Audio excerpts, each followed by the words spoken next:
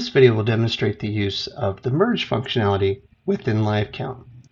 To perform a merge of two annotations into one, right-click the annotation and then select Merge. Please note that annotations of differing types cannot be merged into each other. In this example, a length annotation cannot be merged into a count.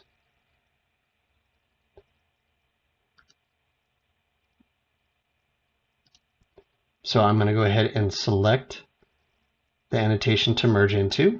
So in this case, it is this unlinked length. And on selection, it is converted to a linked annotation. And then the totals are updated on the side panel, as well as in the desktop client. Manual counted points also support the merge function. So I will merge this count of 1 into this separate count of 1, resulting in a total count of 2. Also, once in the merge function, you can cancel simply by clicking the cancel button in the bottom notification.